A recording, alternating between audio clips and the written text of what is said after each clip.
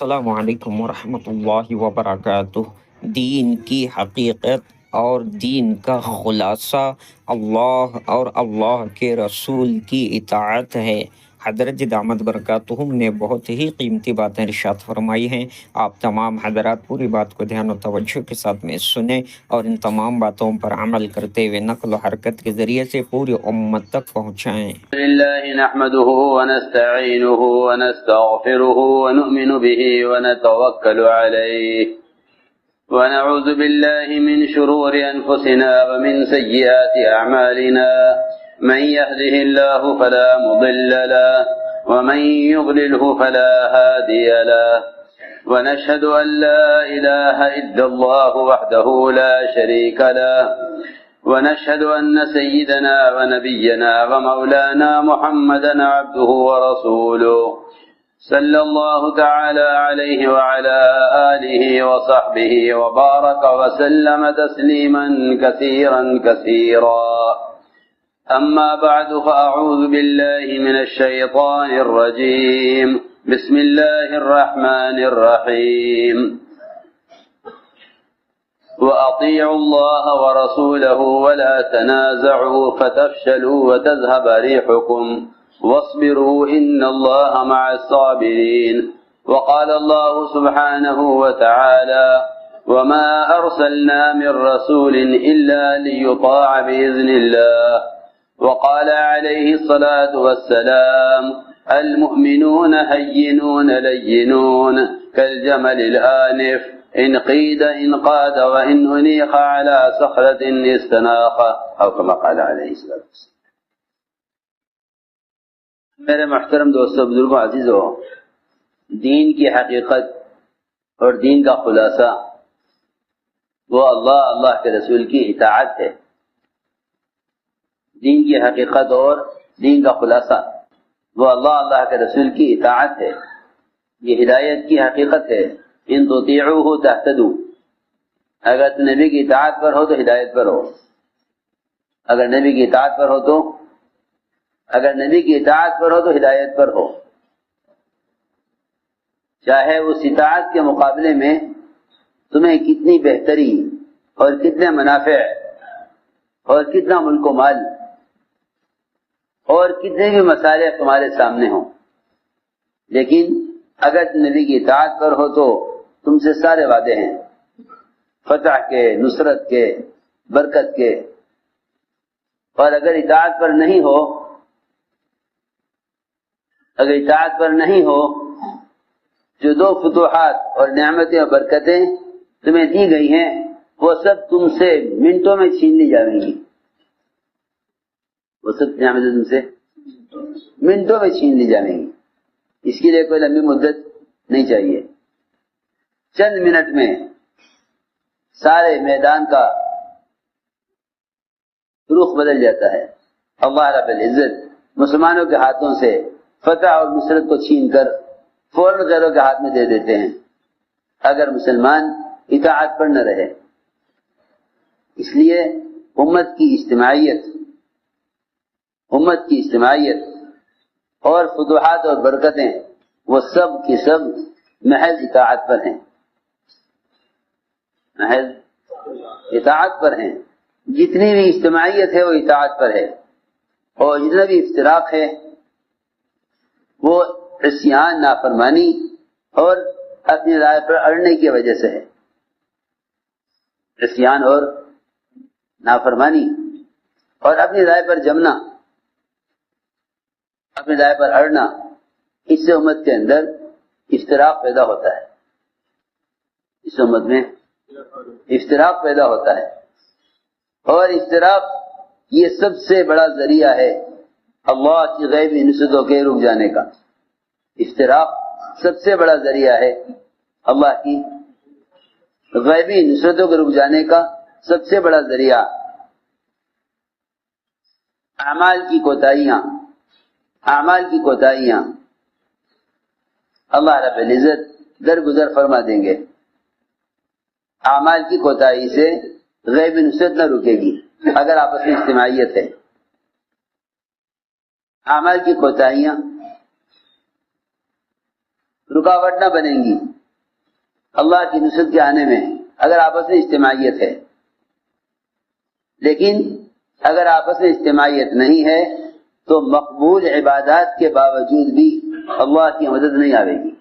اگر آپس کی اجتماعیت نہیں ہے تو مقبول عبادات کے باوجود بھی اللہ کی نصرت نہیں آئے گی. آپس کی اجتماعیت اگر نہیں ہے تو عبادات مقبولہ، ایسی عبادت جیسی اللہ چاہتے ہیں، اگر ساری دنیا کے بسنے والے مسلمان ایسی عبادت پر جمع ہو جائیں جیسی اللہ چاہتے ہیں اور یہ سارے عبادتیں مخلص ہوں لیکن آپس میں اجتماعیت نہ ہو تو اللہ کی مدد نہ آئے گی. اور اگر ان کے اعمال میں کوتاہیاں ہیں لیکن یہ آپس میں مجتمع ہیں، آپس میں مجتمع ہیں. مجتمع ہونے کا مطلب یہ نہیں کہ یہ ایک دوسرے کے مال اسباب، ایک دوسرے کی عزت نہیں لوٹتے، یہ بات نہیں ہے. اس لیے کہ بہت سے غیر مسلم ایسے ہیں جن کے جو کسی کا حق مارنے اور کسی کی عزت لوٹنے کو برا سمجھتے ہیں. یہ بات نہیں ہے، بلکہ بات یہ ہے کہ اگر مسلمان اجتماعی طور پر نبی کی اطاعت پر مجتمع نہیں ہیں، اگر مسلمان اجتماعی طور پر نبی کی اطاعت پر مجتمع نہیں ہیں تو اللہ کی مدد نہیں آئے گی، چاہے ان کی عبادات عرش تک پہنچ جائیں.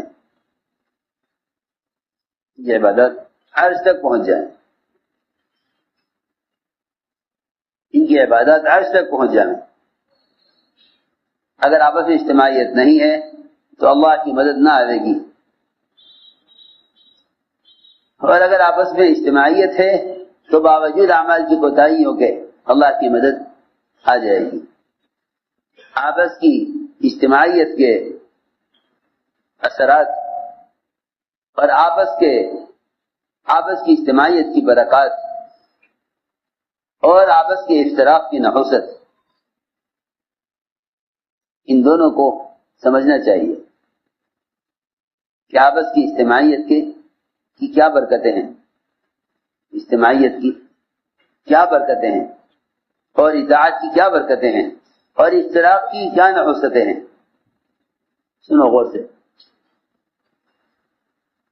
آپس کی اجتماعیت کی کیا برکتیں ہیں اور افتراق کی کیا نحوستیں ہیں.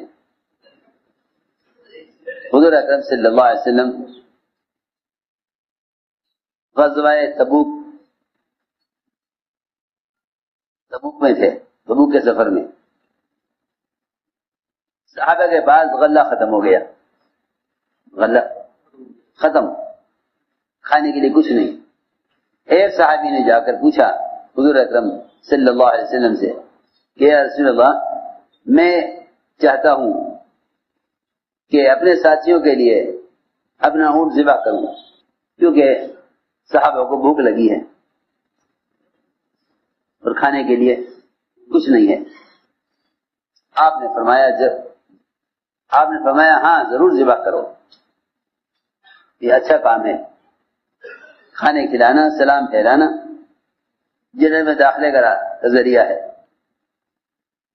جب وہ گئے اونٹ ذبح کرنے کے لیے تو حضرت عمر رضی اللہ تعالیٰ عنہ نے ان انصاری صحابی کو اونٹ ذبح کرنے سے روک دیا کہ ہم اونٹ ذبح نہیں کرنے دیں گے. انصاری صحابی نے کہا اونٹ تو میرا ہے، تمہیں کیا مطلب؟ اونٹ میرا اپنا ہے، میں ذبح کر رہا ہوں ساتھیوں کو کھلانے کے لیے، میں اونٹ ذبح کر رہا ہوں، تمہیں کیا مطلب ہے؟ حضرت عمر نے فرمایا ہم اجتماعی کام میں ہیں، اجتماعی کام مشورے سے ہوگا. انصاری صحابی نے کہا کہ میں تو پوچھ کے آیا ہوں حضور اکرم صلی اللہ علیہ وسلم سے، آپ نے اجازت دے دی ہے، آپ نے اجازت دے دی. حضرت عمر نے فرمایا تم نے تنہا کیوں پوچھا؟ ہمیں ساتھ کیوں نہیں لے گئے؟ تم نے تنہا کیوں پوچھا؟ ہمیں ساتھ کیوں نہیں لے گئے؟ ہمیں ساتھ لے جاتے تو ہم رائے دیتے، ہمیں ساتھ لے جاتے تو ہم رائے دیتے کہ ہماری رائے نہیں ہے کہ اونٹ ذبح کیا جائے۔ صحابی کہنے لگے کہ نہیں، میں نے اجازت لے لی ہے، حضرت میں ذبح نہیں کرنے دوں گا۔ اختلاف ہو گیا، صحابی نے کہا چلو دوبارہ پوچھ لیتے۔ یہ تو نہیں کہا کہ بھئی تم ذبح کرو تو ہم نہیں کھائیں گے، اور انہوں نے یہ بھی نہ کہا کہ عمر تم اختلاف کرتے رہو ہم تو کریں گے۔ صحابی نے کہا کہ اگر آپ کی اختلاف ہے میرے اونٹ ذبح کرنے سے تو چلو دوبارہ چل کے پوچھ لیتے ہیں۔ بہت ممکن ہے کہ عمر کی رائے ہماری رائے سے بہتر ہو، عمر کی رائے ہماری رائے سے بہتر، چلو دوبارہ پوچھ لیتے ہیں۔ یہ تو نہیں کہ اختلاف کر بیٹھتے، وہ کہتے کہ ہم کھانے نہیں دیں گے، وہ کہتے کہ ہم ذبح کریں گے، تو چلو دوبارہ چلو۔ عمر رضی اللہ تعالیٰ عنہ ان صحابی کا ہاتھ پکڑ کے آپ کے پاس لے آئے اور آ کے عرض کیا کہ یا رسول اللہ یہ آپ نے کیا کر دیا؟ اسی طرح روایت میں ہے ماذا صنعت یا رسول اللہ، آپ میں عمر کیا بات ہے کہ کیا آپ نے ان کو اجازت دے دی ہے کہ یہ اونٹ ذبح کر لیں؟ کہ ہاں میں نے اجازت دی ہے، تم کیا چاہتے ہو؟ حضرت نے عرض کیا ہماری رائے یہ ہے کہ سفر میں اونٹ ذبح کریں گے تو سواریاں کم ہو جائیں گی، لہذا اونٹ ذبح کرنے کی رائے نہیں۔ آپ اللہ تعالی سے دعا کر دیجئے۔ آپ نے ان صحابی کو اونٹ ذبح کرنے سے روک دیا، صحابی کو آپ نے اونٹ ذبح کرنے سے روک دیا کہ نہیں بھائی چھوڑ دو، جذبہ ہے صحابہ کو کھلانے کا، حکم آیا جذبے کے خلاف، حکم آیا جذبے کے خلاف۔ جو لوگ حکم پورا کرتے ہیں جذبے کے خلاف وہ سمجھتے ہیں کہ ہم قربانی دے رہے ہیں، جو لوگ حکم پورا کرتے ہیں جذبے کے خلاف، واقعی ان کا حکم پورا کرنا قربانی ہے، اور جو لوگ اپنا جذبہ پورا کر لیتے ہیں حکم کے خلاف، یہ ان کی خواہش ہے قربانی نہیں ہے، یہ ان کی خواہش ہے قربانی نہیں ہے۔ یہ ہمیشہ یاد رکھنا کہ خواہش اور قربانی میں کیا فرق ہے۔ خواہش کے پورا کرنے میں اور قربانی میں کیا فرق ہے؟ چاہت کو پورا کرنا حکم کے خلاف، یہ خواہش ہے چاہے کتنی اونچی عبادت کیوں نہ ہو۔ سنو غور سے، حکم کو جذبے کو پورا کرنا حکم کے خلاف یہ خواہش ہے، جذبے کو پورا کرنا حکم کے خلاف یہ خواہش ہے، اور حکم پورا کرنا جذبے کے خلاف، حکم پورا کرنا جذبے کے خلاف یہ قربانی ہے، یہ قربانی ہے کہ حکم پورا کرو جذبہ کو کیسے بھی ہو، حکم پورا کرو جذبہ کیسے بھی ہو۔ بڑا اچھا جذبہ ہے، بڑے فضائل ہیں خرچ کرنے کے، بڑے فضائل ہیں بھوکے آدمی کھلانے کے۔ صحابی کو جذبہ تھا کہ میں اونٹ ذبح کر کے سب کو کھلاؤں، لیکن اختلاف ہو گیا۔ حضرت عمر کی رائے پر آپ نے ان صحابی سے اونٹ ذبح کرنے کی اجازت واپس لے لی، فرمایا کہ نہیں اونٹ ذبح نہیں کرنا۔ صحابی نے کہا ٹھیک ہے حکم جیسا ہو، آپ نے حکم اجازت دی تھی، ہم ذبح کر رہے تھے، آپ نے منع فرما دیا، ہم ذبح نہیں کریں۔ اللہ نے ایسی برکت دی، آپ نے فرمایا کہ تمہارے پاس تمہارے غلہ رکھنے کے جو تھیلے بورے ہیں ان کو جھاڑو۔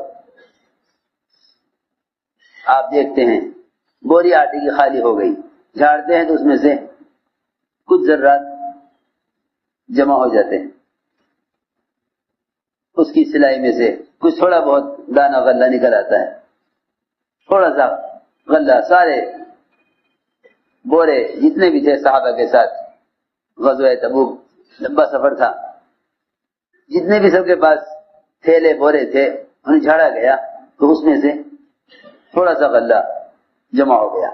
آپ نے اس پر برکت کی دعا کی. اس بات کے مان لینے پر اللہ نے ایسی برکت دی کہ صحابہ نے غلے سے اپنے بورے بھر لیے، تھیلے بھر لیے، اونٹوں پر لاد لیا، لیکن زمین پر ڈھیر لگا ہوا غلے کا. صحابہ کے پاس کوئی انتظام نہیں تھا کہ اس غلے کو اٹھا کر کیسے چلیں. روایت میں ہے صحابہ کی کرتے کی آستینیں چوڑی چوڑی ہوتی تھی، آستینیں چوڑی ہوتی تھی، تنگ آستینیں نہیں، چوڑی آستینیں ہوتی تھی، جیسے سوڈان والے پہنتے ہیں نا ڈھیلے کپڑے، ایسی کھلی آستینیں. صحابہ نے اپنی آستینوں کو آگے سے باندھا اور آستینوں کے اندر بھی غلہ بھر لیا. اس طرح صحابہ پورا قافلے کے پاس غلہ اس سے بھی زیادہ ہو گیا جتنا مدینے سے لے کر چلے تھے، اس سے بھی زیادہ ہو گیا. میں عرض کر رہا تھا کہ اطاعت میں برکتیں ہیں اور اشتراک میں کی نحوست ہے. اشتراک میں نحوست ہے. سنو عزیز میں قصہ سناتا ہوں. اللہ رب العزت نے قرآن میں 2 مسجدوں کا ذکر کیا ہے. ایک مسجد قباء، دوسرے مسجد ضرار. مسجد قباء کہ اس کی بنیاد تقوی پر ہے. تقوی ہی اطاعت کی حقیقت ہے. جس میں تقوی نہیں ہوگا اس میں اطاعت نہ ہوگی، کیونکہ اللہ کے احکام کی تعظیم یہ دلوں کے تقوی کی علامت ہے. اللہ کے احکام کی یہ عظمت کرنا، اللہ کے احکام کی عظمت کرنا، اللہ کے احکام کی تعظیم یہ دلوں کے تقوی کی علامت ہے. ذالک من یعظم شعائر اللہ، ذالک من یعظم حرمات اللہ فإنها من تقوی القلوب، کہ جن کے دلوں میں تقوی ہے وہ اللہ کے احکام کی حفاظت کریں گے، اللہ کے احکام کی حفاظت کریں گے. تو مسجد قباء اس کی بنیاد تقوی پر تھی، بنیاد تقوی پر. یہ فرمایا اللہ نے قرآن میں لمسجد اسس علی التقوی، کہ وہ مسجد جو اس کی بنیاد تقوی پر ہے. اللہ نے فرمایا کہ اے محمد صلی اللہ علیہ وسلم آپ اس مسجد میں ضرور جایا کریں، مسجد میں آپ ضرور جایا کریں. وہاں ایسے لوگ ہیں کہ جو پاکی بہت پسند کرتے ہیں، پاکی بہت پسند کرتے ہیں. کیا کرتے تھے قباء والے؟ یہ کرتے تھے کہ یہ استنجے میں ڈھیلا بھی استعمال کرتے تھے، پانی بھی استعمال کرتے تھے، دونوں چیزیں. استنجا پاک کرنے میں ڈھیلا اور پانی دونوں چیز استعمال کرتے تھے. استنجے میں ڈھیلا اور پانی دونوں چیز استعمال کرتے تھے. آپ کو معلوم نہیں تھا. جب اللہ نے فرمایا کہ قباء کی مسجد میں ایسے لوگ ہیں جو ڈھیلا اور پانی دونوں چیزیں استعمال کرتے ہیں، جو پاکی بہت حاصل کرتے ہیں، تو آپ نے آ کر پوچھا قباء والوں سے، اے قباء والوں تم کیا کرتے ہو؟ اللہ تعالیٰ قرآن میں تمہاری تعریف کر رہے، فیہ رجال یحبون ان یتطہروا واللہ یحب المطہرین. تم کیا کرتے ہو کہ اللہ تم سے محبت کرتے ہیں؟ انہوں نے کہا کہ جی ہم ڈھیلا بھی استعمال کرتے ہیں، پانی بھی استعمال کرتے ہیں. تو اللہ نے فرمایا کہ نبی جی آپ قباء کے مسجد میں ضرور جایا کریں. آپ ہر ہفتے تشریف لے جاتے. عمر رضی اللہ تعالی عنہ خلافت کے زمانے میں قباء کے مسجد میں جھاڑو لگانے کے لیے جایا کرتے تھے. خلافت کے زمانے میں حالانکہ اتنے مشغول تھے عمر رضی اللہ تعالی عنہ کہ اپنی مشغولی کی وجہ سے اپنے بچوں کو پہچانتے نہیں تھے کہ یہ بچہ کس کا ہے، اتنا مشغول تھے، پہچانتے نہیں تھے کون سا بچہ ہے۔ اپنے پوتے کے بارے میں پوچھا ہے، روایت میں ہے کہ کس کا بچہ ہے، کہ جی آپ ہی کا پوتا ہے یہ۔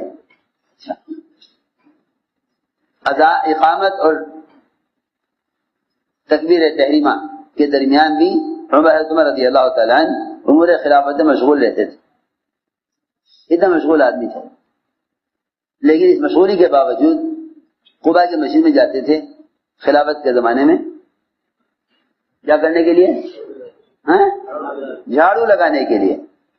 یہاں تو اپنے محلے کے مسجد میں بھی جھاڑو لگانا عیب ہے، وہ تو مسجد کا جو ملازم ہے وہ کرے گا صفائی۔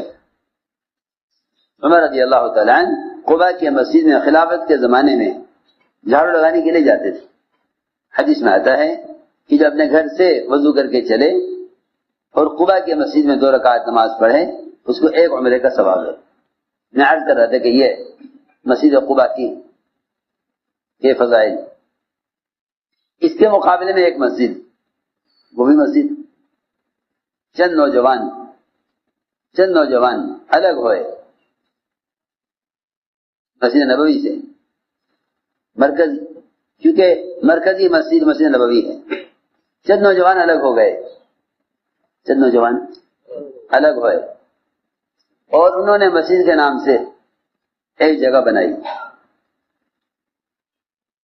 اور مسجد کے نام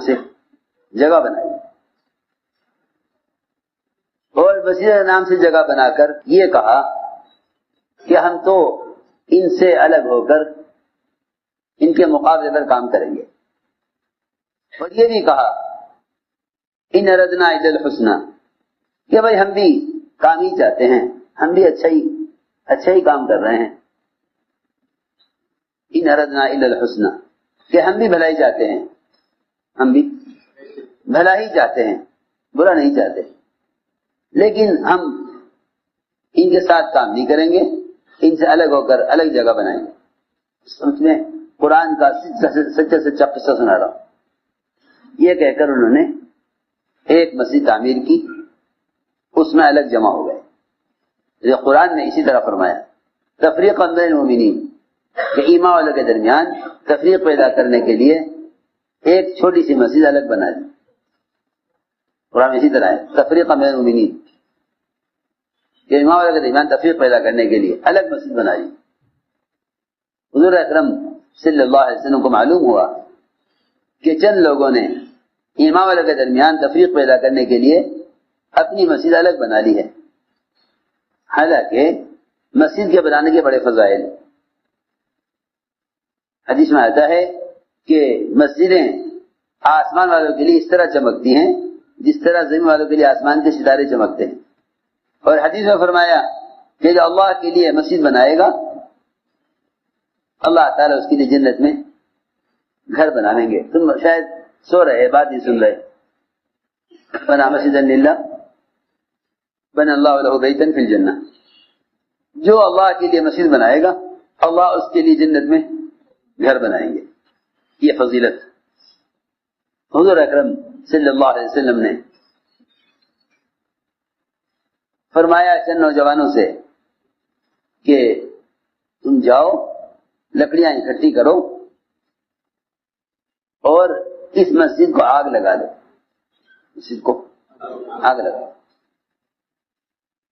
کیونکہ یہ بنائی گئی ہے ایمان والوں کے درمیان تفریق پیدا کرنے کے لیے۔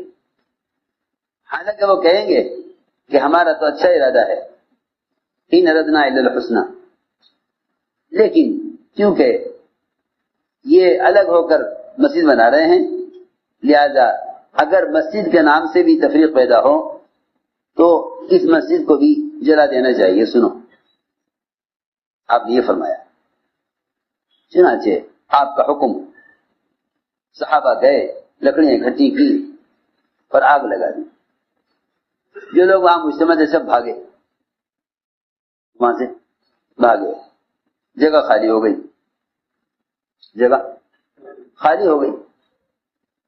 زمین کا ٹکڑا۔ حالانکہ آپ جانتے ہیں کہ جہاں مسجد بن گئی وہ مسجد زمین سے لے کر عرش تک مسجد ہے، اگر 1000 منزل کی بنا دی جاوے تو اوپر تک مسجد ہی رہے گی، اوپر تک مسجد ہی رہے گی. اگر ایک چھتری ڈالی جائے تو زمین بھی مسجد ہے. سنو غور سے. لیکن اگر تفریق کے لیے ہے تو اس کی نحوستیں کیا ہیں؟ اللہ اکبر. روایت میں ہے کہ یہ جگہ خالی ہو گئی. حضور اکرم صلی اللہ علیہ وسلم نے ایک صحابی کو بلایا اور بلا کے فرمایا کہ تم یہاں اپنا گھر بنا لو. یہاں اپنا گھر بنا لو. ایک صحابی کو بلا کے فرمایا تم یہاں اپنا گھر بنا لو. صحابی نے عرض کیا کہ یا رسول اللہ یہ کیسے ہو سکتا ہے کہ میں یہاں اپنا گھر بناؤں؟ یہاں میں اپنا گھر بناؤں اس جگہ پر؟ حالانکہ اللہ تعالیٰ نے آپ کو حکم دیا ہے کہ آپ یہاں ہرگز مت قدم رکھنا. اللہ نے فرمایا قرآن میں لا تقم فیہ ابدا کہ نبی جی اس مسجد پہ آپ کبھی قدم مت رکھنا. اس جگہ پر آپ قدم مت رکھنا کبھی نہیں. لا تقم فیہ ابدا اس مسجد میں کبھی قدم مت رکھنا. اللہ تو آپ کو قدم رکھنے کو منع کر رہے اور آپ مجھے یہاں گھر بنانے کو کہہ رہے. لہذا میں یہاں گھر نہیں بناؤں گا. پھر صحابی نے عرض کیا میرے پاس تو ایک چھوٹا گھر ہے, میری ضرورت پوری ہو رہی ہے. فنا ایک اور صحابی ہیں جن کے پاس بالکل مکان نہیں ہے, یہ آپ ان کو دے دیں. آپ ان کو بلایا. زید بن اکرم کہا کہ تم یہاں مکان بنا لو. وہ کہتے ہیں کہ میں نے آپ کے حکم پر وہاں مکان بنا لیا, اس مسجد کی جگہ پر, اس مسجد کی جگہ پر میں نے اپنا مکان بنا لیا. اور فرماتے ہیں میں جب تک اس مکان میں رہا, میں جب تک یہ بیٹھ کے سو مت, دھیان سے بات سنو, جسے نیند آوے وہ پیچھے بیٹھ جائے. تو کہتے ہیں میں جب تک اس مکان میں رہا میں بے اولاد رہا بے اولاد. میں جب تک اس مکان میں رہا بے اولاد رہا, کیونکہ تفریق جو ہے وہ پیداوار کو, زمین کی پیداوار کو, انسانی نسل کو اور حیوانات تک کو متاثر کرتی ہے. آپس کے افتراق زمین کی پیداوار کو, انسانی نسل کو, حیوانات تک کو متاثر کرتی ہے. سمجھتے تھے مسلمانوں کے افتراق سے صرف مسلمان ہی نہیں بلکہ اللہ کی ساری مخلوق پریشان ہوتی ہے. اللہ کی ساری مخلوق پریشان ہوتی ہے, ساری مخلوق پریشان ہوتی ہے, کیونکہ ساری مخلوق کے لیے رحمتوں کے نزول کا سبب وہ مسلمانوں کی اجتماعیت ہے, اور ساری مخلوق کے لیے عذاب اور مصیبت کا سبب مسلمان کے افتراق ہے. چنانچہ فرماتے ہیں صحابی میں یہ تو اس گھر میں رہا اور بے اولاد رہا. پھر فرماتے ہیں وہی صحابی کہ میں نے مرغی کے نیچے انڈے رکھے بچے نکالنے کے لیے, تو کسی انڈے کے اندر بچہ پیدا نہیں ہوا. سارے انڈے خراب ہو گئے, سارے انڈے سڑ گئے, کسی میں بچہ پیدا نہیں ہوا. یہ اس جگہ کی نحوست ہے, اس جگہ کی یہ نحوست ہے. حالانکہ جگہ بنی مسجد کے نام سے, جگہ بنی مسجد کے نام سے. فرماتے ہیں کہ یہ کبوتر ہر جگہ گھس کے گھونسلہ بنا لیتے ہیں, کہیں سوراخ ملتا ہے گھر میں گھس جاتے ہیں, لیکن اس گھر کے اندر میرے گھر میں کبھی کسی کبوتر نے انڈا نہیں دیا, کسی کبوتر نے انڈا نہیں دیا, کسی مرغی نے بچہ نہیں نکالا, اور میں جب تک اس گھر میں رہا اولاد سے محروم رہا. یہ نحوست ہے افتراق میں. میں نے ساری بات یہ سمجھانے کے لیے عرض کی ہے کہ آپس کی اجتماعیت کی برکتیں, اطاعت کی برکتیں اور نافرمانی کی نحوستیں. کیونکہ میرے دوستوں عزیزوں میں عرض کر چکا کہ قربانی یہ ہے کہ حکم پورا کیا جائے چاہت کے خلاف، حکم پورا کریں چاہت کے خلاف۔ اللہ رب العزت نے جتنے احکام دیے ہیں وہ سارے کے سارے احکام انسانی چاہت کے خلاف ہیں۔ سنو، بہت آسان بات ہے۔ بھوک کا تقاضا رکھا، روزہ فرض کر دیا، بھوک پیاس کا تقاضا، ملائکہ روزہ نہیں رکھتے، کیوں؟ اس لیے وہ روزہ ہی کیا جب ان کے اندر بھوک کا تقاضا نہیں۔ مستقل ملائکہ سجدے میں ہیں، رکوع میں ہیں، قیام میں ہیں، ان کی عبادت کیوں مجاہدہ؟ کیونکہ نیند کا تقاضا نہیں۔ انسان کو اللہ رب العزت نے احکام کا مکلف بنایا ہے، حکم دیا ہے روزے کا، حکم دیا ہے روزے کا، اور کھانے پینے کی تقاضا پیدا کیا۔ اس تقاضے کو حکم کے لیے دباؤ، اس تقاضے کو حکم کے لیے دباؤ تو ہم تمہیں اس پہ انعام دیں گے۔ تقاضے کو دباؤ حکم کے لیے۔ خواہش کا تقاضا زنا حرام،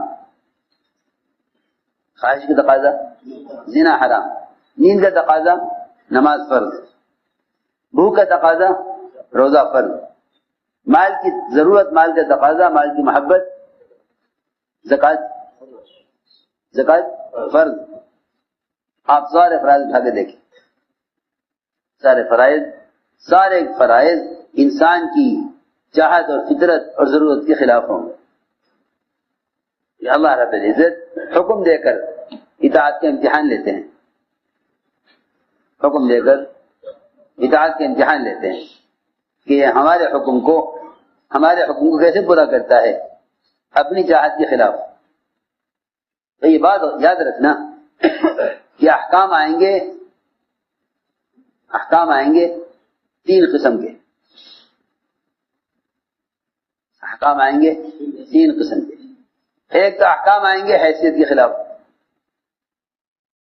احکام آئیں گے حیثیت کے خلاف، احکام آئیں گے حیثیت کے خلاف۔ دوسرے احکام آئیں گے جذبے کے خلاف، احکام آئیں گے جذبے کے خلاف۔ میں عرض کر چکا، صحابی کا جذبہ اونٹ ذبح کرنے کا، حکم آیا کہ نہیں کرنا۔ تیسری بات یہ ہے کہ حکم آئے گا معمول کے خلاف، یہ بہت سمجھنے کی بات ہے۔ حکم آئے گا معمول کے خلاف، ایک معمول چل رہا ہوگا تو حکم آئے گا اس کے خلاف کہ اب ایسے کرنا ہے۔ لیکن ان تینوں لائنوں میں لوگ فیل ہو جاتے ہیں۔ جب حکم آتا ہے حیثیت کے خلاف تو کہتے ہیں کہ یہ ہمارے ساتھ زیادتی ہو رہی ہے، ہمارے ساتھ زیادتی ہو رہی ہے۔ حکم آتا ہے جب حیثیت کے خلاف تو کہتے ہیں ہمارے ساتھ زیادتی ہو رہی ہے۔ سنو غور سے، اللہ نے فرشتوں کو حکم دیا کہ سجدہ کریں آدم علیہ السلام کو، سارے ملائکہ کو حکم دیا کہ سجدہ کرو آدم علیہ السلام، سب نے حکم پورا کر دیا۔ بھائی حکم ہے، ہم حکم کے آگے ہم کچھ نہیں سوچ ہی نہیں سکتے کہ یہ حکم کیوں ہے۔ حکم کی علت کو سوچنا بھی نافرمانی کے لیے کافی ہے۔ حکم کی علت مت سوچو کہ اس حکم کی کیا وجہ ہے، اللہ نے فلاں حکم کیوں دیا ہے، نہیں۔ اطاعت کرنے والے علت نہیں سوچا کرتے، جو علت سوچتے ہیں وہی اطاعت کرنے میں شک میں رہتے ہیں، کریں نہ کریں، نقصان ہوگا نفع ہوگا۔ میں عرض کروں گا ابھی کہ جو لوگ تردد میں رہے وہ ناکام ہو گئے، جنہوں نے حکم پورا کر دیا وہ کامیاب ہو گئے۔ وہ سوچ میں پڑ گئے کہ اس حکم کے پورا کرنے کا فائدہ ہے یا نقصان ہے، یہ حکم پہلے تھا اب نہیں ہے۔ میں عرض کروں گا، میں نے شروع میں عرض کر دیا تھا کہ تمام غیبی نصرتیں اور برکتیں اور فتوحات اطاعت کے ساتھ ہیں۔ اللہ منٹوں میں سارا میدان چھین کر غیروں کو دے دیتے ہیں۔ اگر یہ سوچ کر حکم چھوڑ دیا جاوے کہ یہ حکم پہلے کے لیے تھا، اس وقت کے لیے نہیں ہے. سنو غور سے. چنانچہ سب نے سجدہ کیا سوائے ابلیس کے. سوائے ابلیس ہے نہیں، میں سجدہ نہیں کروں گا. کیوں؟ کہ بات یہ ہے کہ ہم پرانے ہیں، یہ نیا ہے. بات صرف یہ ہے انا خیر من، ہاں انا خیر من، کہ یہ پرانا ہے، میں پرانا ہوں، یہ نیا ہے.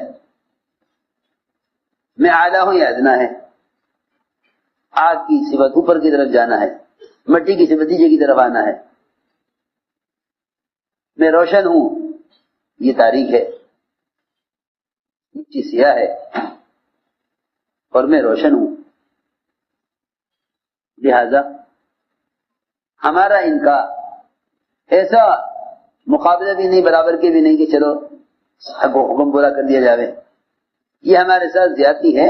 آپ اس کے علاوہ اور کوئی حکم دیں تو ہم پورا کر دیں، اس کے علاوہ اور حکم ہو، لیکن یہ ہمارے ساتھ زیادتی ہے. بس اتنا ہی ہوا. اللہ تعالی نے فرشتوں کی جماعت میں سے نکال کے باہر کر دیا، کیونکہ جو اللہ کی اطاعت سے، اللہ کے رسول کی اطاعت سے پھر جاتے ہیں وہ یقیناً دنیا میں کسی فتنہ کا شکار ہوتے ہیں، یقینی طور پر. فَلْيَحْذَرِ الَّذِينَ يُخَالِفُونَ عَنْ أَمْرِهِ أَن تُصِيبَهُمْ فِتْنَةٌ أَوْ يُصِيبَهُمْ عَذَابٌ أَلِيمٌ. صاف اللہ نے فرمایا کہ ڈرنا چاہیے ان لوگوں کو جو اللہ کے رسول کے حکم کی سے رخ پھیرتے ہیں کہ یا تو انہیں وہ فتنے کے اندر مبتلا ہو جائیں گے یا سخت عذاب میں مبتلا ہوں گے. ڈرنا چاہیے ان لوگوں کو جو اللہ کے رسول کی اطاعت سے پھر جاتے ہیں اور اللہ کے رسول کے حکم کی مخالفت کرتے ہیں کہ یا تو کسی فتنے میں مبتلا ہوں گے یا سخت عذاب میں. چنانچہ یہ میں نے عرض کیا کہ یہ حکم آیا حیثیت کے خلاف. حکم آیا حیثیت کے خلاف. حکم آیا حیثیت کے خلاف. صحابہ کرام کا مزاج یہ تھا کہ وہ حکم میں یہ نہیں دیکھتے تھے کہ جس چیز کا حکم دیا جا رہا ہے وہ ہمارے اعتبار سے ہمارے لیے مناسب ہے یا نامناسب ہے. کتنے صحابہ کے قصے آپ کو ملیں گے. حضور اکرم صلی اللہ علیہ وسلم فرمایا یہ یمنی تلوار کون لے گا؟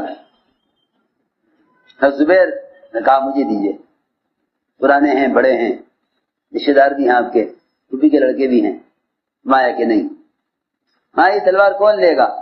حضرت عمر کھڑے ہوئے، مجھے دیجیے. فرمایا کہ نہیں. حالانکہ حضرت عمر کہ میرے بعد اگر نبی ہو سکتے تو عمر نبی ہو سکتے تھے، ان کو بھی نہیں دی. مایا کون تلوار کو لے گا، اس کا حق ادا کرے. ابو دجانہ صحابی، چھوٹے صحابی کھڑے ہوئے کہ مجھے دیجیے. آپ تلوار ان کو دے دی. وہاں صحابہ کرام میں یہ بات نہیں تھی کہ ہم بہتر تھے، ہم پرانے تھے، ہمیں کیوں نہیں دی گئی، اسے کیوں دی گئی. کوئی ایک صحابی ایسا نہیں ملے گا جو کسی صحابی کو کوئی درجہ ملنے کی وجہ سے کام سے پیچھے ہٹ جاوے کہ جی آپ نے پرانوں کو تو پیچھے کر دیا، نئے کو آگے کر دیا، لہذا ہم تو کام جب کریں گے جب آپ ہمیں آگے رکھیں پرانوں کو اور بعد والوں کو پیچھے رکھیں. آپ نے اسلام میں داخل ہونے کے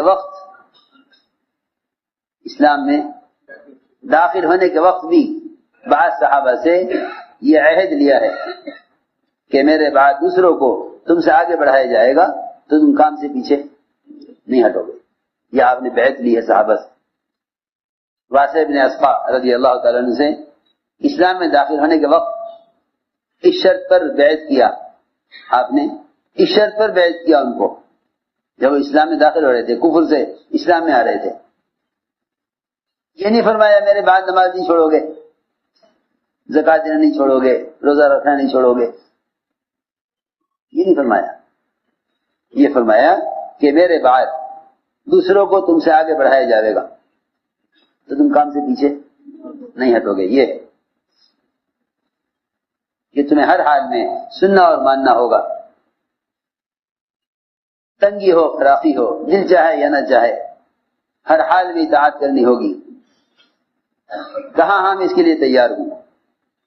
آپ میں کہ یہ بھی یاد رکھو کہ میرے بعد دوسروں کو تم سے آگے بڑھایا جائے گا تو تم کام سے پیچھے نہیں ہٹو گے. واسع رزقہ نے کہا یہ بھی منظور ہے. تب آپ نے بیعت فرمایا. آپ کی بیعت کی شرائط میں سے تھا یہ کہ تم میرے بعد کام سے پیچھے نہیں ہٹو گے.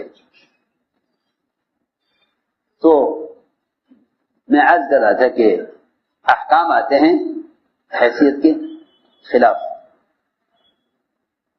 احکام آتے ہیں حیثیت کے خلاف. جس طرح میں نے عرض کیا کہ ابلیس کو حکم کہ آدم کو سجدہ کریں، یہ حکم حیثیت کے خلاف تھا. یہ حکم حیثیت کے خلاف. دوسری بات یہ ہے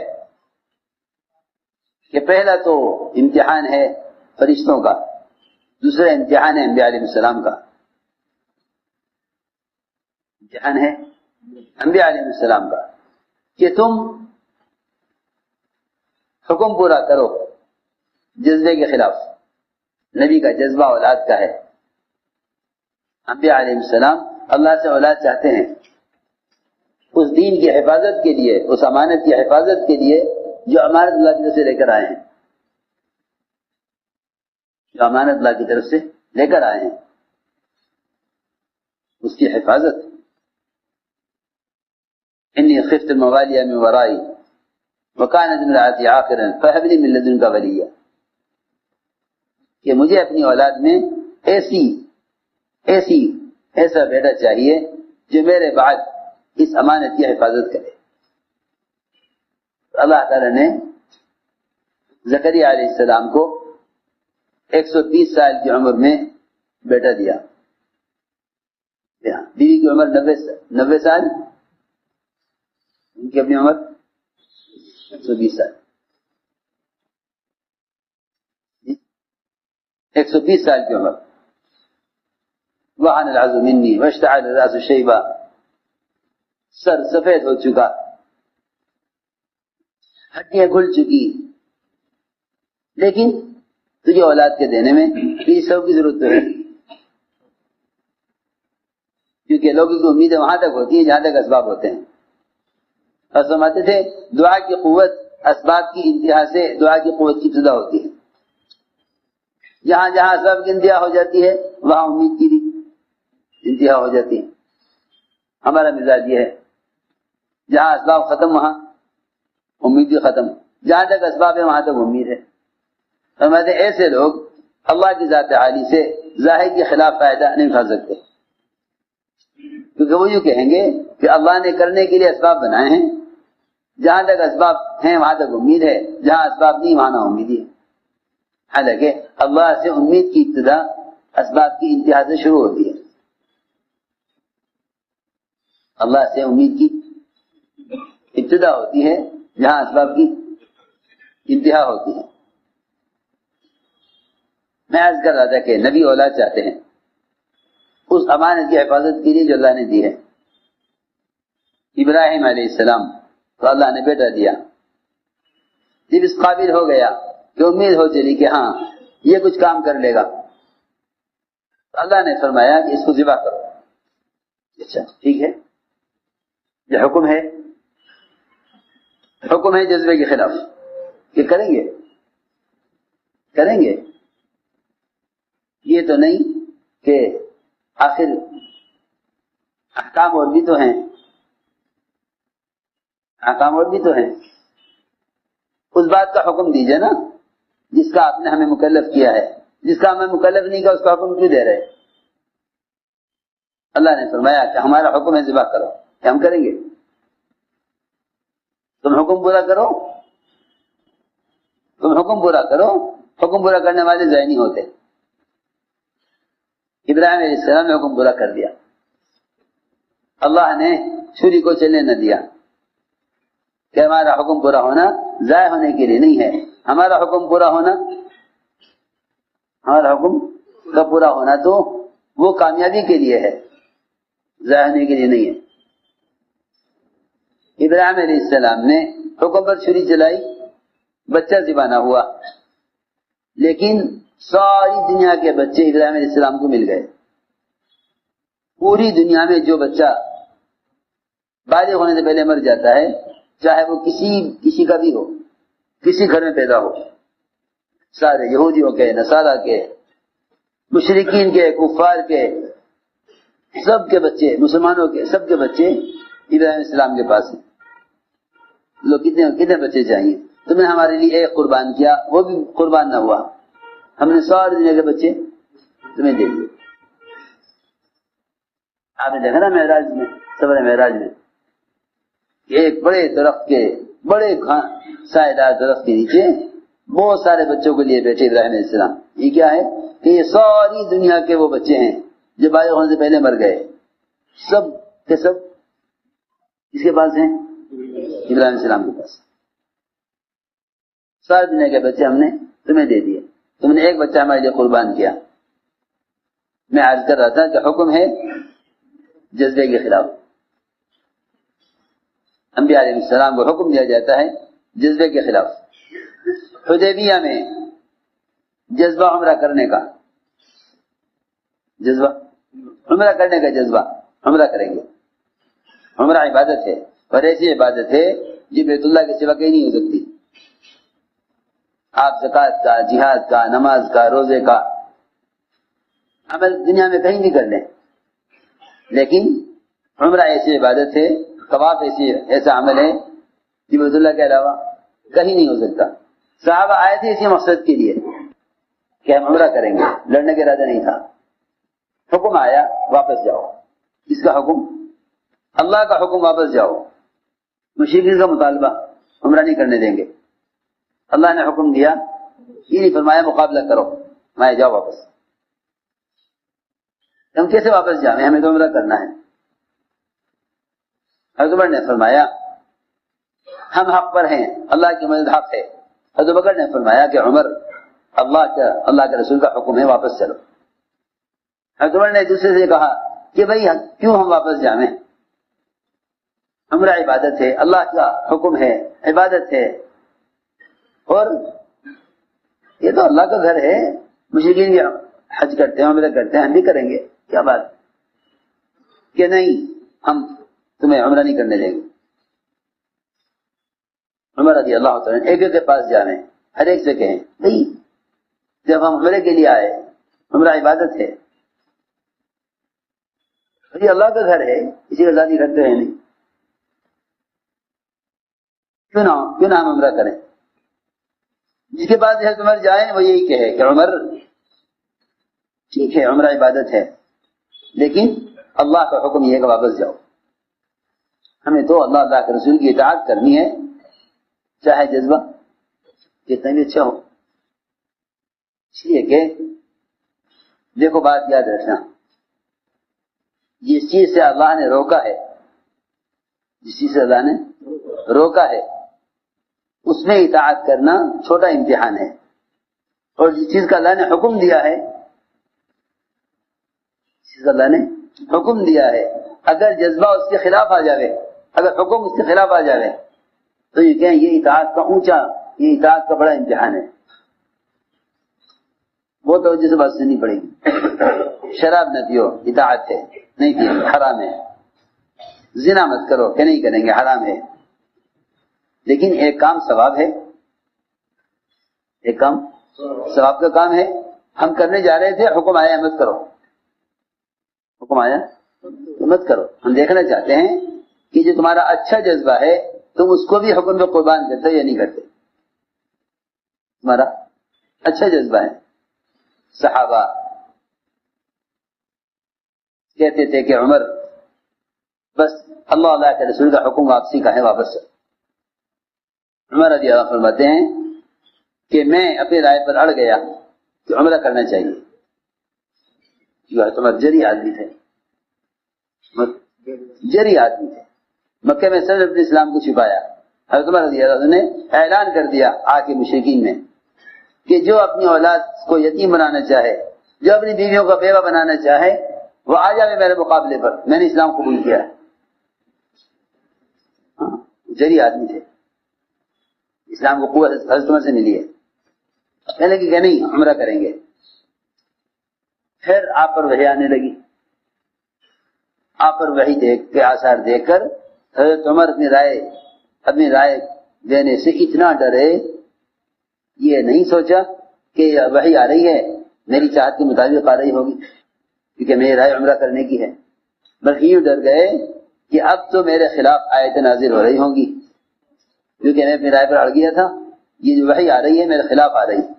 عمر رضی اللہ تعالیٰ عنہ اپنی سواری کو لے کر الگ ہو گئے صحابہ سے کہ میرے اپنی رائے پر اڑنے کی وجہ سے جو اللہ کا عذاب آوے وہ مجھ پر آوے، میرے ساتھی پر نہ آوے۔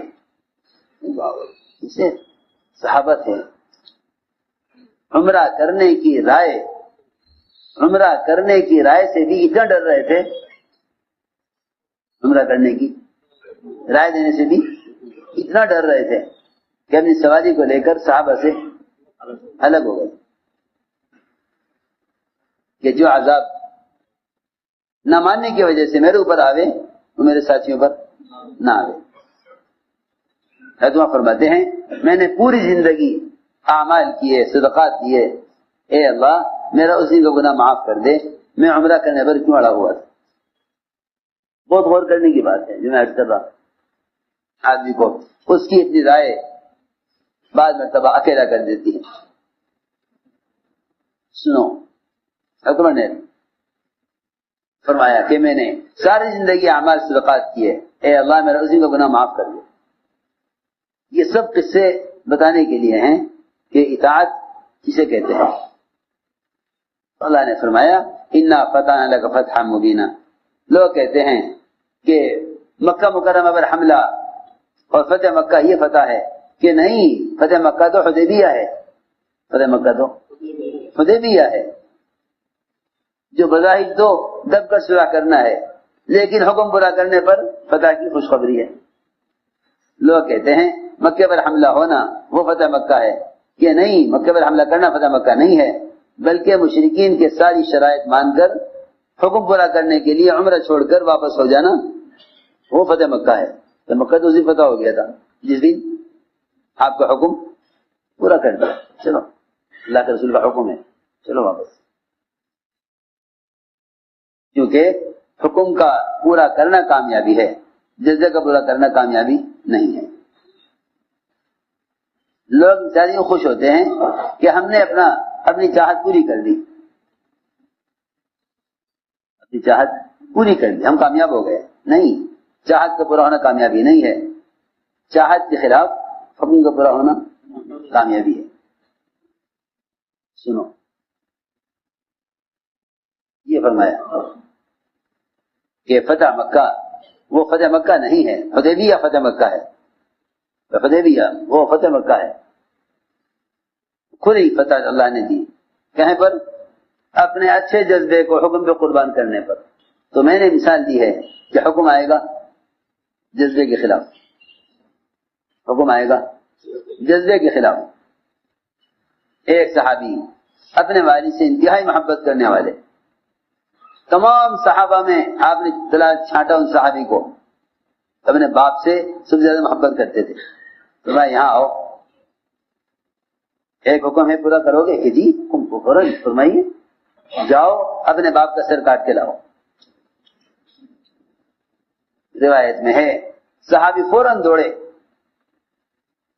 حکم کے ساتھ ساتھ۔ کہاں جا رہے؟ حکم ہے، باپ کا سر لینے جا رہا۔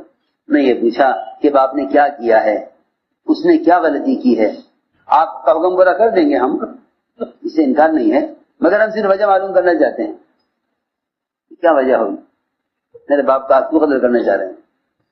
اس نہیں، فوراً دوڑے۔ تمہیں کہاں جا رہے ہو؟ کہ حکم پورا کرنے کے لیے۔ ہمیں نہیں، یہاں ہو، ہمیں رشتوں کو جوڑنے کے لیے، بتوں کو توڑنے کے لیے بھیجا گیا ہے، رشتے توڑنے کے لیے نہیں بھیجا گیا۔ ہم نے تمہیں حکم دیا تھا باپ کے قتل کا، صرف یہ دیکھنا چاہتے تھے کہ ہم سے محبت زیادہ ہے باپ سے زیادہ ہے۔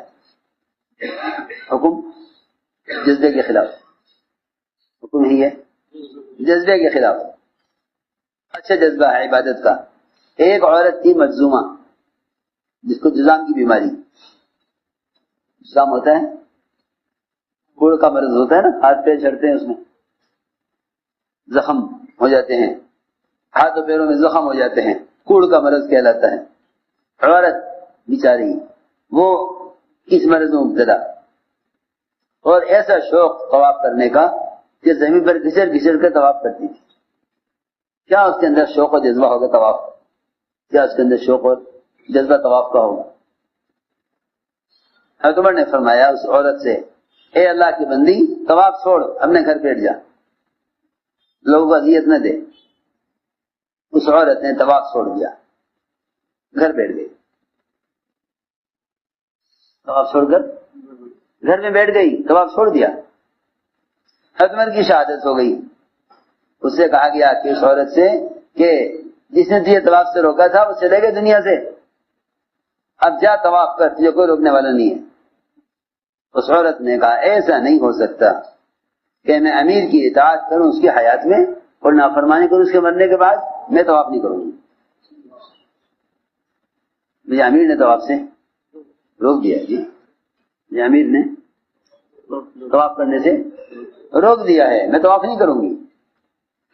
لوگوں نے کہا کہ امیر چلے گئے, کہ چلے گئے تو کیا ہوا, حکم تو باقی ہے, کہ میں طواف نہیں کروں گی, جنہیں میرے امیر نے روکا ہوا ہے. یہ نہیں ہو سکتا کہ میں ان کی اطاعت کروں ان کی حیات میں اور نافرمانی کروں ان کے مرنے کے بعد. جی ہاں, جذبہ طواف کا بہت اچھا ہے, طواف کا جذبہ بہت اچھا, مگر حکم یہ ہے. یہ ہیں مثالیں اطاعت کی صحابہ کی, اس سے اجتماعیت ہوتی ہے. آگے سنو تیسری بات, کہ حکم آئے گا معمول کے خلاف. لوگ کہتے ہیں پہلے تو یہ بات تھی نہیں, اب کیوں ہو گئی. ہاں پہلے تو یہ بات تھی نہیں, اب کیوں ہو گئی, کہ نہیں معمولات کے خلاف بھی حکم آئیں گے. معمول کے خلاف حکم آئے گا, یہ دیکھنے کے لیے کہ اپنے معمول پر جمے رہتے ہیں یا حکم پر آتے ہیں. سنو غور سے. معمول تھا کہ نماز پڑھی جاتی تھی بیت المقدس کی طرف, نماز پڑھی جاتی تھی بیت المقدس کی طرف. حکم آیا کہ آپ رخ پھیر لیجئے بیت اللہ کی طرف. ظہر کی نماز ہو رہی تھی, نماز کے دوران حکم آ گیا فولی وجہ کا شطر مسجد الحرام, کہ نبی جی آپ رخ پھیر لیجئے بیت المقدس سے بیت اللہ کی طرف.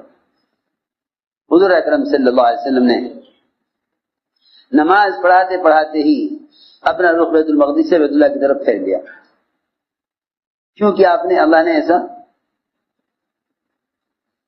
اللہ فرماتے ہیں ہم نے آپ کا رخ اس لیے پھیرا ہے, ہم جاننا چاہتے ہیں اور دیکھنا چاہتے ہیں کہ کون نبی کی اطاعت کرتا ہے اور کون پہلے قبلے پر جمع رہتا ہے. وما جعلنا القبلة التي كنت عليها إلا لنعلم من يتبع الرسول ممن ينقلب على عقبيه. ہم دیکھنا چاہتے ہیں کون نبی کی اطاعت کرتا ہے, کون اپنے پہلے قبلے پر جمع رہتا ہے. ہم نے اس لیے حکم دیا ہے آپ رخ پھیر لیجئے بیت المقدس سے بیت اللہ کی طرف. یہ مثال ہے کہ حکم آیا اس کے خلاف, معمول کے خلاف. حکم آیا معمول کے خلاف. ہمارا معمول یہ تھا, حکم آیا معمول کے خلاف. ہم دیکھنا چاہتے ہیں کون نبی کی اطاعت کرتا ہے اور کون قبل اول پر جمع رہتا ہے. ہم اس لیے حکم لائے ہیں. تو میرے دوستوں آج میں نے ساری بات اس پر عرض کی ہے کہ اگر یہ سوچ کر حکم چھوڑ دیا کہ یہ اصول پہلے کے لیے اطاعت کے لیے نہیں ہے, تو سارا میدان فتح کا مسلمانوں کے ہاتھوں سے غیروں کے ہاتھوں میں جا رہے گا. حضور اکرم صلی اللہ علیہ وسلم نے غزوہ احد میں 50 صحابہ کو متعین کیا ایک پہاڑی پر, جبل رومات پر, کہ تمہیں یہاں سے ہلنا نہیں ہے, تمہیں یہاں سے تمہیں ہٹنا نہیں ہے, چاہے فتح ہو یا شکست ہو, چاہے ہمارے غنیمت لوٹ رہے ہوں تم یہاں سے مت ہٹنا, اور چاہے ایسی ہزیمت اور شکست ہو جائے مسلمانوں کو کہ پرندے، چیلیں اور کوے وہ ہمارا گوشت کھا رہے ہوں، ہمارا گوشت کھا رہے ہوں، کبھی تم یہاں سے مت ہٹنا، سنو کبھی یہاں سے نہ ہٹنا. عجیب عجیب بات ہے، یہاں سے مت ہٹنا. 50 تیر انداز آپ نے غزوہ احد میں جبل رمات پر متعین کیے. عبداللہ بن جبیر کو ان کا امیر بنایا کہ امیر کی اطاعت کرنا اور یہاں سے نہ ہٹنا. اللہ نے فضل فرمایا کہ اس راستے پر، یہ دشمن کے آنے کا راستہ تھا، اس پر 50 صحابہ متعین کر دیے. مشرکین کو شکست ہو گئی، مال غنیمت صحابہ لوٹنے لگے، مشرکین بھاگنے لگے. اب کیا ہوا؟ اختلاف. اب تو حالات بدل گئے ہیں، اب تو وہ پہلے والی بات رہی نہیں ہے. ہاں پہلے کہا گیا تھا یوں کرنا، یہاں سے مت ہٹنا، وہ زمان اس وقت کے لیے تھا. 50 صحابہ میں سے 40 صحابہ نے کہا ہم تو مال غنیمت لوٹیں گے. حضرت جبیر نے کہا نہیں، ایک کو بھی یہاں سے نہیں ہٹنے دینا، اللہ کے نبی کا حکم ہے، یہاں سے نہیں ہلنا. کہ بھئی وہ حکم تو اس وقت تک کے لیے تھا کہ نہیں، ہم سے کہا گیا تھا یہاں سے نہ ہلنا، چاہے فتح ہو یا شکست ہو. عبداللہ بن جبیر اڑے رہے اپنی بات پر، جمے رہے. لیکن یہ 40 صحابہ الگ ہو گئے کہ نہیں، ہم تو مال غنیمت لوٹیں گے. سب مال غنیمت لوٹ رہے ہیں اور آپ نے ہمیں روکا ہوا ہے، آپ نے ہمیں روکا ہوا ہے کہ نہیں میں نہیں جانے دوں گا. وہ نہ مانے. 40 صحابہ الگ ہو گئے، 10 صحابہ پہاڑ پر رہ گئے. جب یہ 10 رہ گئے، مشرکین نے دیکھ لیا کہ اب ان کی تعداد اتنی نہیں ہے، لہذا ادھر سے ہی مشرکین نے حملہ کیا، ان 10 کو قتل کیا. صحابہ مال غنیمت کے لوٹنے میں ایسے مشغول تھے، انہیں تصور بھی نہیں تھا کہ دشمن دوبارہ آ جائے گا. پلٹ کر دشمن نے حملہ کیا. میں نے اسے قرآن کی آیت پڑھی تھی، وَأَطِيعُوا اللَّهَ وَرَسُولَهُ وَلَا تَنَازَعُوا فَتَفْشَلُوا وَتَذْهَبَ رِيحُكُمْ. اللہ کے رسول کے حکم کو پورا کرو. حضرت علی فرماتے تھے جو کام تمہیں دیا جائے اسے پورا کرنا، ورنہ یہود و نصارہ تمہاری گردن پر سوار ہو جائیں گے. وہ بات یہ تھی، کام پورا نہیں کیا، کام پورا نہیں کیا، اختلاف ہو گیا. چنانچہ مشرکین نے آ کے حملہ کیا. ایسی گھمسان کی لڑائی کہ صحابہ نے صحابہ کو قتل کیا. یہ نہیں معلوم ہوتا تھا کہ کون اپنا ہے کون غیر ہے، کون اپنا ہے کون. صحابہ نے صحابہ کو قتل کیا. آپ صلی اللہ علیہ وسلم پر زخم آئے، اعلان ہو گیا عام کہ نعوذ باللہ آپ کو قتل کر دیا گیا. صحابہ ہمت ہار گئے، پیر اکھڑ گئے. یہ سارا کچھ صرف اس پر ہوا کہ چند 50 صحابہ کو خیال یہ ہوا کہ بھئی وہ حکم چھوڑو پہلے کے لیے تھا، اب نہیں ہے. اگر کسی ایک علاقے میں بھی چند لوگ وہاں کے ذمہ داروں کی اطاعت سے یہ کہہ کر ہٹ جائیں گے کہ یہ اصول اب نہیں پہلے کا تھا، یا ہم آپ کے ساتھ نہیں ہیں، تو یاد رکھنا کہ مسلمانوں کے ہاتھوں سے لاپتہ چھین کر غیروں کو دے دیں گے. اسے سارے صحابہ نے نافرمانی نہیں کی، سارے صحابہ نے نافرمانی نہیں کی. صرف ایک چوکی جو چوکی لگائی گئی تھی کہاں؟ جبل رومات پر. تو میری بات توجہ سے نہیں سن رہے. جو چوکی لگائی گئی تھی جبل رومات پر، صرف ایک چوکی جبل رومات والی، ایک چوکی کے لوگوں نے اپنے امیر کی نافرمانی کی. ایک چوکی کے صحابہ نے اپنے امیر کی نافرمانی کی. یہ نہیں کہ بھائی فلاں علاقے میں نافرمانی ہوئی تو فلاں علاقے والوں کا نقصان ہوگا، نہیں. ایک علاقے والوں کی نافرمانی پر سارے مسلمانوں کا نقصان ہوا. حالانکہ صحابہ کی تعداد احد کے میدان میں صحابہ کی تعداد 700 تھی.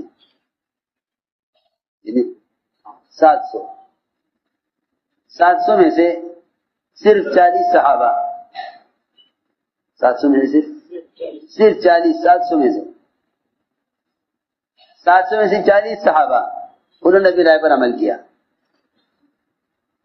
700 صحابہ میں سے 40 صحابہ نے کہا ہم آپ کی بات نہیں مانیں گے، اپنے ذمہ دار۔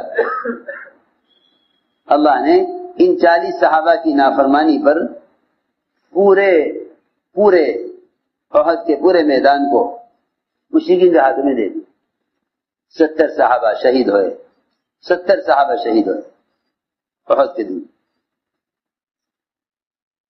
آپ صلی اللہ علیہ وسلم کے چہرے پر سر میں زخم آئے، دانت ٹوٹا، سارے حالات صرف اس لیے ہوئے کہ تم نے نبی کے حکم کی نافرمانی کی ہے۔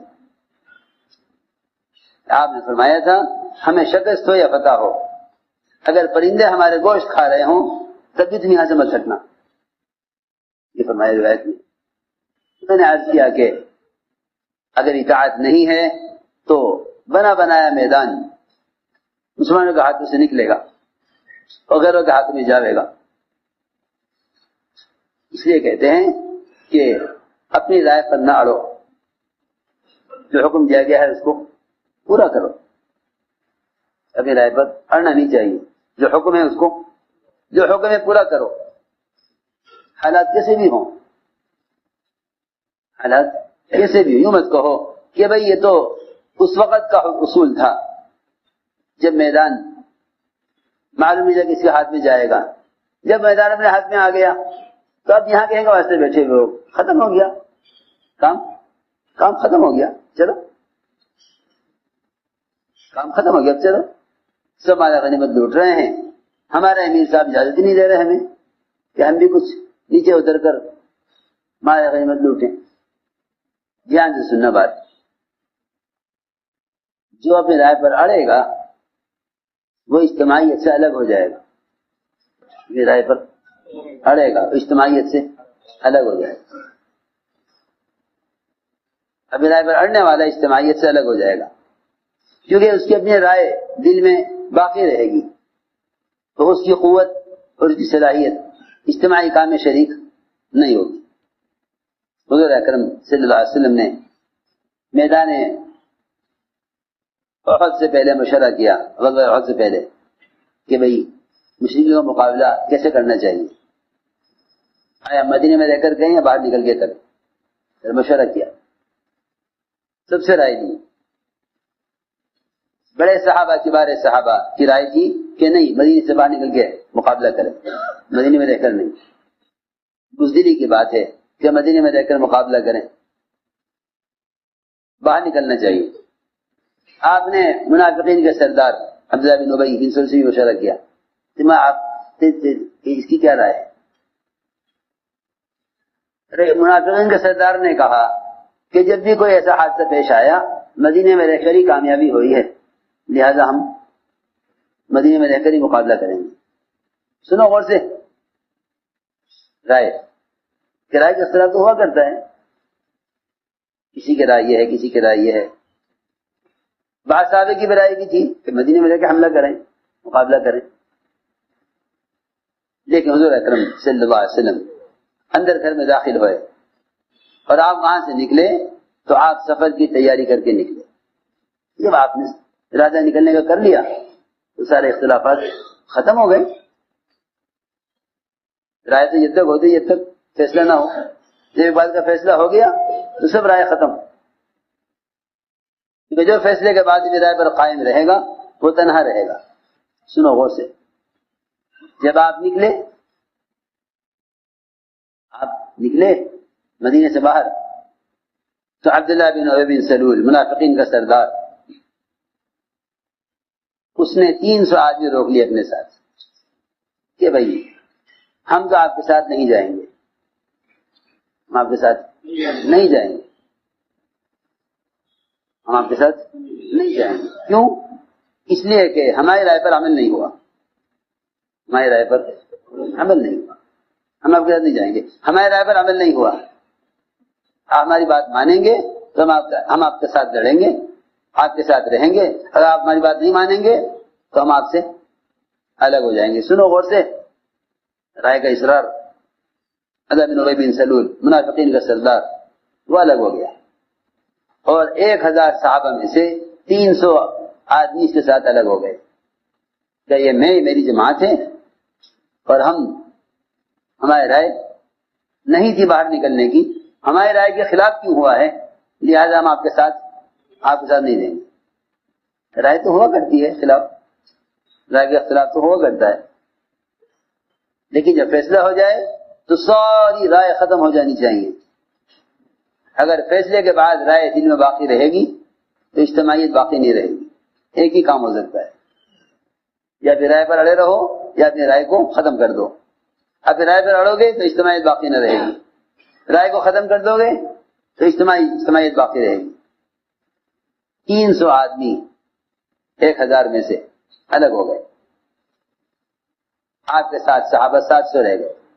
یہ بھی عجیب بات ہے کہ نبی کے حکم اور فیصلے کے بعد چھٹائی ہو جاتی ہے کہ کون ماننے والے ہیں کون ماننے والے نہیں ہیں. صاف اللہ نے چھٹائی کر دی, اللہ نے چھٹائی کر دی, بالکل صاف ہو گیا کہ بھئی یہ ہیں منافقین جنہوں نے حضور اکرم صلی اللہ علیہ وسلم کے حکم کی نافرمانی کی ہے, اور یہ کہا کہ ہم تو باہر نکل کے نہیں لڑیں گے اور ہم آپ کے ساتھ نہیں دیں گے کیونکہ ہماری رائے پر عمل نہیں ہوا. ہماری بات مانو تو ہم آپ کے ساتھ دیں گے, ہماری بات نہیں مانو گے تو ہم ساتھ نہیں دیں گے. یہ اسی طرح روایت میں ہے, بخاری شریف کی روایت ہے. یہ 300 آدمیوں کو لے کے الگ مدینے میں ٹھہر گئے. صحابہ 700 رہ گئے. مشرکین کی تعداد 3000 تھی. مشرکین کی تعداد 3000, صحابہ 700. اللہ نے ان 700 کو بھی غالب کر دیا 3000 پر. بہت سخت یعنی مقابلہ ہوا مشرکین سے, بہت سخت مقابلہ ہوا مشرکین سے. لیکن وہی بات ہے, دیکھو میں تمہیں سچی بات بتاؤں, شکست اس پر نہ ہوئی کہ 300 آدمی ساتھ نہیں نکلے. شکست اس پر ہوئی کہ جو ساتھ نکلے تھے انہوں نے نافرمانی کی. یہ ہے سمجھنے کی بات. جو کام سے الگ ہو گئے آپ کے ساتھ نکلے نہیں, ان کے تو الگ ہونے کا کوئی نقصان ہرگز نہیں ہوگا. صاف بات, ان کے الگ ہونے سے کوئی نقصان نہ ہوا. وہ 300 جو عبداللہ بن ابی کے ساتھ مدینے میں ٹھہر گئے اور نہیں نکلے, ان کے الگ ہونے سے صحابہ کی تعداد کے کم ہونے سے نقصان نہیں ہوا. اللہ نے 700 کو 3000 پر غالب کر دیا. لیکن جو ساتھ چلے گئے, جو ساتھ نکل گئے, جو ساتھ رہے, ان میں صرف 40 آدمیوں نے کہا کہ ہمارا اصول تو اب پہلے والا نہیں ہے, ہم تمہارا غنیمت لوٹیں گے. ان 40 کی نافرمانی کی وجہ سے, اللہ کے رسول کی بات نہ ماننے کی وجہ سے, یہ 700 غالب آنے کے بعد پھر مغلوب ہو گئے, اور فتح ہونے کے بعد پھر شکست ہو گئی. اللہ نے میں نے کہا لگے جیسے نافرمانی ہوگی اللہ منٹوں میں سارا میدان چھین کے مسلمانوں سے غیروں کو دے دیں. 300 آدمی ٹھہر گئے کہ بھائی ہم تو آپ کے ساتھ کام کریں گے اس شرط پر کہ آپ ہماری بات مانیں, ہماری بات مانیں, مدینے میں رہ کے مقابلہ کریں, ہم آپ کو ساتھ دیں گے. الگ ہونے کی کوئی وجہ نہیں تھی سوائے اس کے کہ ہماری رائے پر عمل کیوں نہیں ہوا. ہماری رائے پر عمل کیوں نہیں ہوا, یہ وجہ ہے الگ ہونے کی. ہمیشہ میں آپ کو بتا رہا ہوں کہ اپنی رائے پر اصرار جب بھی کوئی کرے گا وہ اجتماعیت سے الگ ہو جائے گا, اجتماعیت سے الگ ہو جائے گا. سب اجتماعیت سے الگ ہو جائے گا اگر اپنی رائے پر اڑ گیا, اجتماعیت سے الگ ہو جائے گا. اور اجتماعیت کی جگہ مرکز ہے, یہ بھی یاد رکھنا. چاہے تعداد میں کتنے بھی تھوڑے ہوں, 1000 تو یہ تھوڑے تھے, لیکن اطاعت کے ساتھ 1000 3,000 پر غالب آ جاتے. 300 الگ ہو گئے یہ کہہ کر ہماری بات پر عمل نہیں ہوا. اب دیکھو اس پر حالات آئیں گے. وہ 700 بھی غالب آ گئے 3,000 پر. 700 بھی غالب آ گئے 3,000 پر. پھر یہ ہوا کہ 40 نے کہا ہم بات نہیں مانیں گے. اللہ نے پھر دکھلایا کہ جہاں بات نہ مانو گے وہاں ہم تمہارے میدان تمہارے ہاتھ سے چھین کے غیروں کو دیں گے. اللہ تعالیٰ نے پھر فضل فرمایا کہ اللہ نے ان کو بھی معاف کر دیا. ان کو بھی اللہ نے معاف کر دیا. اللہ نے معاف کر دیا. اللہ نے ان کو بھی معاف کر دیا. جن صحابہ کے پیر اکھڑ گئے تھے میدان احد سے اللہ نے ان کو بھی معاف کر دیا. میرے دوستوں عزیزوں ساری بات کا خلاصہ یہ ہوا کہ اطاعت کے ساتھ اجتماعیت ہے. اطاعت کے ساتھ ہی اجتماعیت ہے. اطاعت کے ساتھ ہی اجتماعیت ہے. اس لیے سارے دین کا خلاصہ وہ اللہ کے رسول کی اطاعت ہے. یہ نہ سوچو کہ ہماری چاہت اور رائے کیا ہے, ہمارے تجربات کیا ہیں, کہ نہیں, کام کی بنیاد تجربات پر نہیں ہے. کام کی بنیاد تجربات پر نہیں ہے. یہ تو دنیا کی مادی لائنیں ہیں جو تجربات پر چلتی ہیں, کیونکہ مشاہدات کا تعلق تجربات سے ہے. مشاہدات کا تعلق تجربات سے ہے. مشاہدات کا تعلق تجربات سے ہے. مشاہدات کا تعلق تجربات سے ہے. اس لیے جس طرح مشاہدات حادث ہیں تجربات بھی حادث ہیں. سنو مرشد صاحب, اس طرح مشاہدات کیا ہیں, حادث ہیں, اس طرح تجربات بھی حادث ہیں.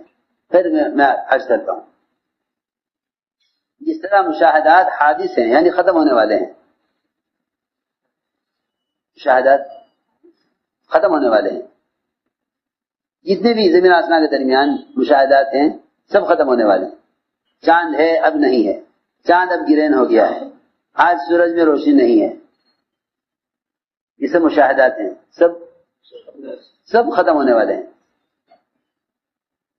سب ختم ہونے والے ہیں. نظام کائنات ایک حال میں باقی نہیں رہتا. جو دوائیں تجربے سے بنتی ہیں ساری دنیا میں چلتی ہیں, ایک وقت وہ آتا ہے کہ دوا فیل ہو گئی ہے, حکومت اس دوا کو بین کر دیا ہوتا ہے نا, یہ دوا بین ہو گئی ہے. جتنے بھی اسٹور میں دوائیں بھری ہوئی ہیں سب نے جا کے سمندر میں ڈال دو. یہ دوا ہرگز نہیں استعمال ہو سکتی. کیوں؟ یہ دوا تو بڑے تجربے سے بنی تھی. کہ نہیں, اب دنیا میں دوا فیل ہو گئی ہے, اس کا استعمال ممنوع ہو گیا ہے. ہاں ایسا بھی ہوتا ہے. اسے میں کہہ رہا ہوں کہ تجربات حوادثات ختم ہونے والے ہوتے ہیں, حادث ہوتے ہیں. احکام نبوت اور سیرت کے طریقے یہ حادث نہیں ہیں بلکہ یہ قائم ہے قیامت تک کے لیے. قائم ہے قیامت تک کے لیے. اس لیے میں نے عرض کیا کہ اطاعت دین کی بنیاد اطاعت پر ہے.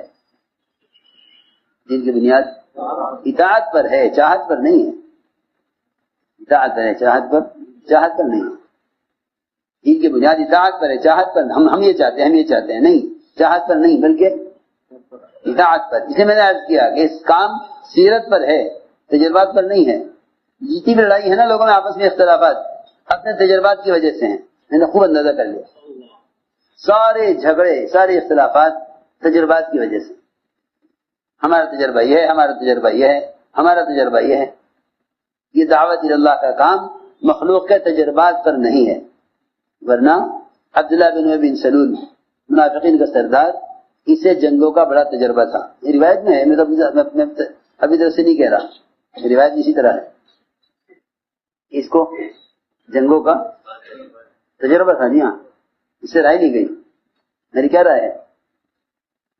تو اس نے کہا ہمارا تجربہ تو یہ ہے کہ جب بھی کوئی ایسی بات پیش آئی کبھی خطرے کی تو مدینے میں رہنے والی کامیاب رہے. ہمارے تجربے کا تقاضا تو یہ ہے کہ ہمیں مدینے میں رہ کر ہی مقابلہ کرنا ہے، باہر نکل کر نہیں۔ ہو گیا تو اپنے تجربے پر اڑ گیا، وہ رہ گیا، وہ رہ گیا، اور جو خود رہ گیا وہ آدمی پیچھے ہٹنے کے بعد اپنے آپ کو تنہا محسوس کرتا ہے، تو پھر وہ کہتا ہے ہاں بھائی ہمارے ساتھ کون کون آئے گا۔ ایسے لوگ اللہ کی نظر میں سب سے بڑے مجرم ہیں، جو اجتماعیت کو توڑنے کی تشکیل کریں۔ سب سے بڑے مجرم اللہ کی نظر میں وہ ہیں، کیونکہ قرآن نے کہا ہے کہ اس سے بڑا ظالم ہو کون سکتا ہے، جملہ استفہامی انکاری ہے، اس سے بڑا ظالم ہو کون سکتا ہے، کون ہو سکتا ہے؟ جو اللہ تعالی کی مسجدوں میں لوگوں کو نماز سے، ذکر و تلاوت سے روکے، اس سے بڑا ظالم کون ہو سکتا ہے؟ اور اس سے بڑا ظالم کون ہو سکتا ہے جو اللہ کے گھروں کو ویران کرنے کی کوشش کرے؟ یہ قرآن میں ہے، قرآن کی آیت کا ترجمہ کر رہا۔ فمن منع مساجد اللہ ان یذکر فیہا اسمہ وسعی فی خرابہا، کہ مسجدوں کو ویران کرنے کی کوشش کرے، لوگوں کو روکے مسجد میں آنے سے، اس سے بڑا ظالم کون ہو سکتا ہے؟ تو جو لوگوں کو مسجد میں ذکر عبادت کرنے سے روکے، جب اس سے بڑا ظالم کوئی نہیں ہے، تو جو لوگوں کو مسجد میں دعوت اللہ سے روکے کہ اس کے ظلم کی تو حد اسی بھی زیادہ ہوگی۔ جب ذکر عبادت سے روکنے والا سب سے بڑا ظالم ہے، تو اگر کوئی دعوت سے روکے، تو کتنا بڑا ظالم ہوگا۔ اس لیے میرے دوستو عزیزو، اس لیے فرمایا کہ مومن تو اللہ کی اطاعت میں نکیل پڑے ہوئے اونٹ کی طرح ہوتا ہے، نکیل پڑے ہوئے اونٹ کہ جو کہو جس طرح کہو، جی ہاں، اس لیے فرمایا یہ مومن اللہ کی اطاعت میں نکیل پڑے ہوئے اونٹ کی طرح ہے، جہاں بٹھاؤ گے بیٹھ جائے گا، جہاں چلاؤ گے چلے گا۔ اس لیے میرے دوستو عزیزو، کام اطاعت پر ہے، کام اطاعت پر ہے۔ آپ ہمارے اے ابو ذر، تمہارا کیا ہوگا اس وقت جب مدینے کے عمرا تمہیں یہاں سے نکالیں گے، کہ میں ملک شام چلا جاؤں گا، وہاں رہوں گا، تمہارے ملک شام کے وہاں کے ذمہ دار عمرا تمہیں وہاں تنگ کریں گے، پھر کیا کرو گے؟ کہ پھر مدینے آ جاؤں گا، یہاں گھر بنا کے رہوں گا۔ فرمایا اے ابو ذر، یہ تو بتاؤ جب مدینے والے تمہیں دوبارہ تنگ کریں گے، تمہیں نکالیں گے، پھر کیا کرو گے؟ کہ پھر ہم ان کا مقابلہ کروں گا، ان کا مقابلہ کروں۔ فرمایا نہیں ابو ذر، ایسا نہ کرنا، جہاں ذمہ دار تمہیں ساتھ لے کر جائیں ان کے ساتھ چلتے رہنا، اور جہاں یہ ذمہ دار تمہیں بھیجیں وہاں تقاضے پر جاتے رہنا، اسی طرح چلتے رہنا یہاں تک کہ مجھ سے آ کے مل لینا قیامت میں۔ یہ نہیں فرمایا کہ بھئی تمہیں 2-4 سال صبر کرنا ہے، پھر یہ کرنا ہے، درگزر کرتے رہنا، جہاں بھیجے وہاں تقاضوں پر جاتے رہنا، جہاں اپنے ساتھ لے کے جائیں وہاں ان کے ساتھ جانا، اپنا حق معاف کرتے رہنا، جی ہاں، اپنا حق معاف کرتے رہنا، دوسروں کا حق ادا کرتے رہنا، اور تمہیں اپنا حق اللہ سے مانگنا، اور جو حق تمہارے ذمہ ہے اسے ادا کرتے رہنا، اس کو ادا کرتے رہنا، یہاں تک کہ مجھ سے آگے قیامت میں مل لینا۔ میں نے عرض کیا کہ یہ ہے اطاعت کے امتحانات، یہ ہیں اس کی مثالیں قرآن میں، احادیث میں، انہیں غور کرو۔ جی ہاں، تو آدمی کے ان چیزوں پر غور کرے تو اس کے لیے فیصلہ کرنا آسان ہو جاتا ہے۔ ہاں بھائی، سیدھی بات ہے، کیونکہ اکثر اختلافات ہوتے ہیں جہالت کی وجہ سے، کیونکہ صحابہ کی سیرت سامنے نہیں ہے۔ اس لیے دوستو عزیزو، عزم کرو، ارادے کرو، انشاءاللہ ہمیں اجتماعیت کے ساتھ، اطاعت کے ساتھ پورے دین کو پورے عالم میں لے کر پھرنا ہے، کیونکہ اصل بات یہ ہے کہ جب آدمی کرنے کام میں نہیں لگتا تو نہ کرنے کے کاموں میں اس کو لگنا پڑتا ہے۔ ہمت کر کے قدم اٹھاؤ، فرماؤ، اس کے لیے کون کون نقد تیار ہے؟ اللہ رب العزت ہم سب کو ان تمام باتوں پر عمل کرنے کی توفیق عطا فرمائے۔